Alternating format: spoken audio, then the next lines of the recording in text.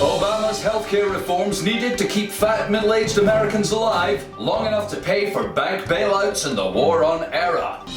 Suicide bomber blast, Afghanistan extremist radical insurgent evil death target. NATO airstrike casualties, apology, restraint, civilian hearts and minds regret. In the UK, Gordon Brown accused of being a weak bully who wrecked the economy while he did nothing, pandering to the electorate with an aloof attitude, a control freak who has no control. Hello, landless peasant fox. Welcome to the show. I'm Horrific Ordeal. Here are the headlines tonight. President Barack Obama is still struggling to implement health reforms in America. In a recent change of strategy, the president didn't make this speech. People of America, I know many of you are unhappy about the idea of looking after each other. We are a nation of selfish, self-centered individuals who think if you're not rich, you fucked up. You should have been more ruthless and greedy and money-grabbing. In many ways, our nation is built on such worthy sentiments. However, new challenges face us in the modern world, and we must, as a nation, pay back the bankers, face the music. If we allow the current death rate of fat men from heart disease to continue, we will not have enough revenue from their car dealerships, nightclubs, hardware stores to pay back the bankers we borrowed the money from, to pay back the bankers who lent them the money they didn't have, borrowed from the bankers we borrowed the money from to bail them out, to people who couldn't afford to pay them back. I think you can see how that works there. I urge you to support healthcare reform so that more unhealthy middle-class men can be kept alive to pay off the debts of unhealthy middle-class men who got us into this mess. Remember, your children will be much poorer than you, so it's no good waiting for them to pay off our debts. Thank you, and God bless Debt-America. In a totally unrelated story, in Afghanistan, suicide, bomber blast, extremist radical insurgent, evil death target, Taliban, Al-Qaeda. Armed Muslim death terror, fear death, deathy death. Capital, Kabul, president, corrupt, vote rigger, drug trade, family business, Karzai, nepotism, corrupt palace, nowhere near the danger. Bloodbath, car bomb, IED, disrupting rebuild, innocents killed, horror, nothing to do with us. Filthy suspects, women, veils hidden, sneaky blowing up, indiscriminate destabilization. Meanwhile, NATO airstrike, casualties, apology, restraint, civilian hearts and minds regret. Suspected intelligence off course. Funeral, women, children, tribal elders, sympathetic money payoff. Conscience salving, tucked away, news story. Support dwindling, rah, bloody rah. Major operation, rule of law, democracy, freedom, justice, peace, Walt Disney, Coca-Cola.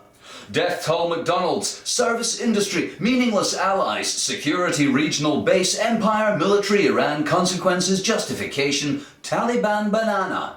More on that story later. In the UK, after a week of controversy in which Gordon Brown was accused of being a weak bully who wrecked the economy whilst he did nothing, a man who is pandering to the electorate with an aloof, distant attitude, other commentators have now come forward claiming he is also a control freak who's lost control of his cabinet and the country, a grumpy man whose smile seems fake and put on, a tall man who isn't big enough for the job, a larger-than-life character with no personality, an obsessively private man who went too far in revealing details of his private life, an indecisive leader whose reckless decisions led the country to economic ruin, an arrogant, overconfident man, insecure about poll results and his image. Some say this contradicting portrait is evidence of a complex man, little understood, struggling to deal with the events overtaking him. While others say it's just a load of pish put out by journalists scared to print stories about real issues like the fake war, economic slavery and the energy crisis about to plunge civilization into the dark ages. Perhaps the final word should go to Gordon Brown himself. Oh, fuck off! No, vote for me, huh? No, fuck off! Vote for me! Fuck off! Vote for me! Fuck off! Vote for me! Ah.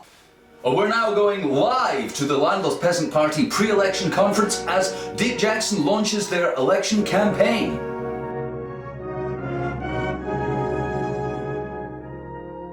The time comes in the life of any people when there remains only two choices: submit or fight.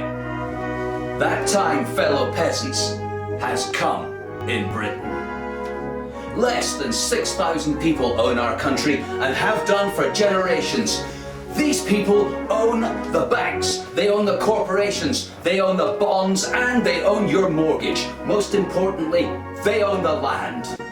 How is it that in a country of 65 million, a handful of families control the wellspring of all wealth, the essence of our nation, the dirt beneath our feet, the treasure of the ages, the cause of our economic slavery?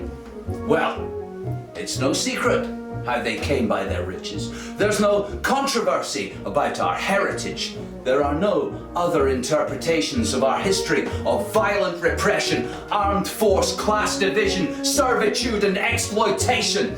These things are the bold truth of our past.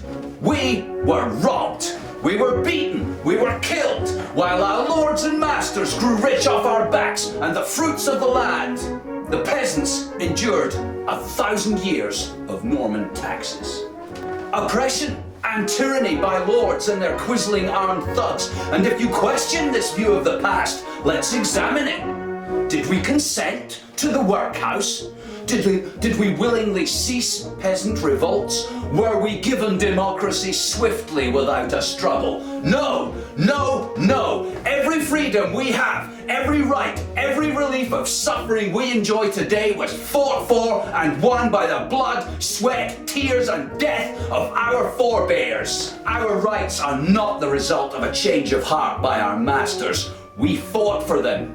We caused the retreat from those high powers by force of will and determined struggle. So, if we shall not submit, what shall we fight for? Are we not free? Do we not prosper? Are we not equal in opportunity and under the law? Do we not share in the wealth of our nation and receive rewards that equal our efforts? Well, if you like debt, that's fine. It's your life. If your life is a collection of utility bills, carry on. If you are nothing but economic units, if you want to take part in the destruction of our planet to make the rich richer, continue to do so. It's your right to do your will, as it's our right to do ours. And rest assured, we will not rest or waver in our opposition to you and our fight against you. Your material goods, your supermarket foods may seem like freedom, but they are the slavery of peasants from another land. They are the gilded cage of apparent luxury, baubles to distract a child. I, for one, would gladly exchange shopping for living. In fact, I demand it. I demand we stop destroying our planet to make the rich richer. I demand we stop a handful of people owning the wealth of our nation, while we are compensated with fool's gold and a democracy so shameless, unelected lords and bishops pass judgment on our lives. Land is our wealth. Land is our nation. Land must be the shared right and responsibility of us all and for us all. And that is what we fight for. Landocracy. Landocracy for peasants. Landocracy for nations. Landocracy for the world. Our struggle is a truly international one. It's the struggle of all people, inspired by their own suffering and their own experience, to live by their own means, to have what every other living being on earth has without having to ask, for the right to live on earth from the earth. I cherish the ideals of a democratic and free society in which all persons live together in harmony and with equal opportunities. It's an ideal for which I live and I hope to achieve. But if needs be, It's an ideal for which I am prepared to die. For what is it that we live for? What would we have instead? Is life so dear, or peace so sweet, as to be purchased at the price of chains and slavery and on the backs of others? I know not what course others may take, but for me, give me land, give me liberty, or give me death. If you know you're a landless peasant, join us, fight with us, vote for us, win with us. Join the landless peasants. Stay tuned for a musical treat and our weather forecast coming up after the first in a series of fucking radio shows. This week featuring FKN Newz contributor Lone Wolf. Hello ladies and gentlemen, welcome to the fucking radio show. It's my pleasure tonight to be talking to a man who's contributed many of the funny pictures in the background of the FKN Newz and a considerable amount of script material for the Doctor Doom character. Lone Wolf, welcome to the show. How are you? Oh, I'm a riot. Question my sanity on a regular basis, but glad to talk to you. Okay, I wonder if you could get us started by telling us as much as you'd like to about your life and what you're up to just now. Let's see. I'm a medically retired disabled U.S. veteran of the Vietnam era. I live off-grid on top of a mountain near Yellowstone National Park. I've been abused in every way I can conceive by my government. Denied alleged health care. I feel like I've been abandoned by my country or society in general. So I'm disabused of the whole concept of civilization and any pretext of there ever being a collective sanity among men. I also have a lot of experience in the third world, particularly in arid Africa, doing international development work. The last 10 years, I've been basically holed up in my den, raging at the world and amused by all the contortions that we're going through as we enter into a period of what some call peak everything or peak chaos or the great die-off, which I see coming, and spending all my time studying peak everything, basically. For people who may not be familiar with the concept of peak oil or peak everything, could you just run us through that and what the consequences of peak oil, peak it, peak everything are likely to be? Well, the basic fact is we live on a finite planet and we have exponential growth in everything, especially people, which is the demand side. And sooner or later, those two curves of consumption versus availability are going to collide, and it's going to be ugly beyond anything anybody can conceive, in my opinion. To me, peak it is peak fact. I mean, it means everything. As soon as that reality starts to sink into the sheeples, pretty soon you're going to see peak petty selfishness become peak denial of reality. So I'm at no loss for words. I can't explain anything because to me everything seems to be insane right now.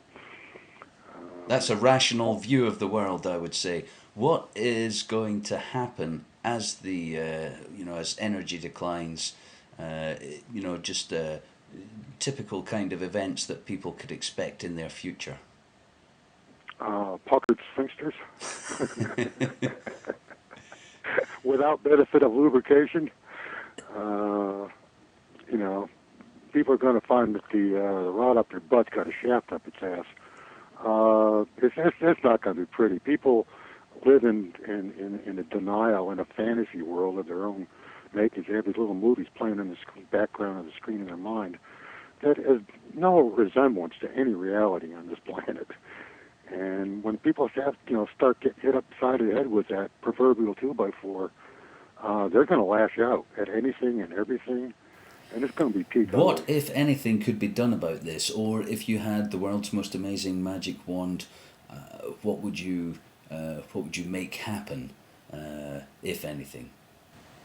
Well, we don't have really time to go into that. I have tried to do a lot. For example, 25, 30 years ago, myself and about 50 other scientists came up with a methodology to be able to reuse water up to 300 times to produce food to support communities of people in the arid third world, mainly, our focus. But you would think that some technologies that could reuse food, reuse water 300 times to produce food crops, provide nutrition, you would think that that would have people would be interested in that and developing in that and utilizing it. Well, not true. Now, if I can wave a magic wand here 30 years later and say, okay, let's say that did happen, and we did have our way, and we did change the world. We provided ways for, say, communities in Niger, for example, to live sustainably with their environment, support and raise their kids in nutrition so they had the capacity to learn and grow up to be contributors in their society. Let's just say all that happened. Well, all that would do was just increase the population of the planet further. And they have kids, and they have kids, and the exponential growth curve continues until it crashes with reality again. So basically, after trying to do that for 20 years, I gave up 10 years ago and said, there's no point. All we're doing is pushing that accelerator pedal to the floor so we hit the wall as hard as possible.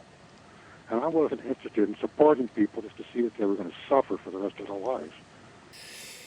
I know it's difficult off the top of your head and on the spot, as it were, but could you give us a sense of what we have done, some of the indicators? Examples. Everything comes back to energy.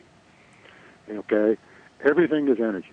And humanity survives almost exclusively, at this point, at least the Western societies, on oil, period, or fossil energy, fossil fuels. Sunlight captured hundreds of millions of years ago that we're consuming as fast as we possibly can. And it will be gone one day. And long before it gets gone, its availability is going to be constrained and limited to those people, those few people that can actually afford it, no matter what the price. And they'll be fine. If the other 95% of us or more, they're going to have to suck it up and suffer and die. Is there a technological solution? You hear a lot of people who optimistically think that humanity's done well so far and will come up with, synthetic carbon scrubbers and will foster blooms in the ocean, and we'll do a number of things because we're so amazing with technology. Do you see any chance of that happening?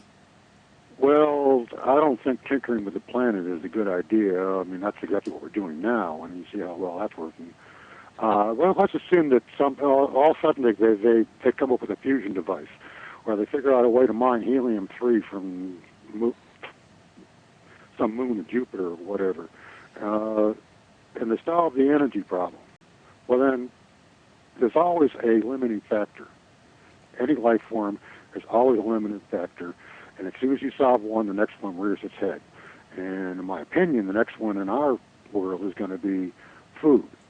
The one following that's going to be water. There's just so many people chopping up an increasingly limited amount of resources on this planet. I mean, just a number I have to come across recently. People talk about peak oil, whether it happened in 2005 or it happened this year or it happened last year or it happens 30 years from now. That's all sort of immaterial. On a per capita basis, that happened in 1971. Peak oil from a per capita point of view happened on this planet 40 years ago. And peak topsoil happened 40 years ago. And peak water on a per capita basis happened 40 years ago. And my point is the future is already here. We just don't see it yet. In other words, some people say it's not evenly distributed yet. A lot of people in the third world already know that it's here. That's real. They don't have access to energy. They don't have access to food. They don't have access to water. And when that comes home to Britain or to the United States or anywhere in the West, you're going to see a chaotic situation get so it's going to get so bad so fast that people aren't going to know what hit them. Is my opinion. When that happens, I don't know. What precipitates it, I don't know. A lot of things could precipitate it. Israelis attack Iran. That would certainly do it. China dumping the U.S. Treasury market, crashing the dollar, that would do it. There's lots of things that would do it. Cat 5 hurricanes hitting Florida in one hurricane season would probably send this country over the edge. We're already headed that direction. We don't need any help, but I just, it's a peak inevitability. You got a population pressure that's increasing at an exponential rate, demanding more and more energy, more and more resources, more and more nutrition, more and more environment. I'll tell you another statistic I heard recently. I spent all day educating myself. It was estimated that of all the fresh water on the planet that's not currently locked up in ice, that humanity directly consumes 80% of it, leaving 20% of the fresh water on this planet for all the other millions of life forms. Yeah, we're too good, aren't we? In many ways, the victim of our own success, or we're about to be the victims of our own success. Now, given that the rest of the environment is what keeps us alive, if we kill it, we're killing ourselves. So it's not a great prospect for the future of humanity, is it? In summing up, we have fucked the planet. Many of us don't realise it yet, and it's about to do it to us in a way which nobody's going to like, and there'll be no lubrication. Yeah, like I said, the future's already here. We just don't know it yet. And so, in closing, would you like to leave us with a preview? Next week we'll do a Doctor Doom, and I expect it will feature Peak It heavily. Can you give us a few more of your peaks? How about Peak Ever After is Peak Nevermore? Peak Fear is Peak Loathing, is Peak Panic, is Peak Lethal. Peak Will for Ignorance is Peak Denial, is Peak Dead. Well, that seems like a happy note to end the show on. Lone Wolf, it's been a pleasure speaking to you. Look forward to putting a Doctor Doom together with you next week. Thanks for coming on the show. As you heard there, if you'd like to be on the fucking radio, contact FKN Newz on Skype, FKN Newz with a Z. It's the 21st century. The planet has shrunk to the size of a website. Never before have there been so much communication by so many about so much that achieved so little. Yes, it's a digital world, but we're all good boys and girls.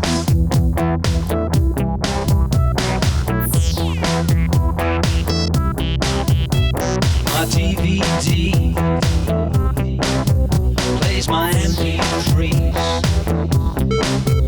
I downloaded the manual online for free.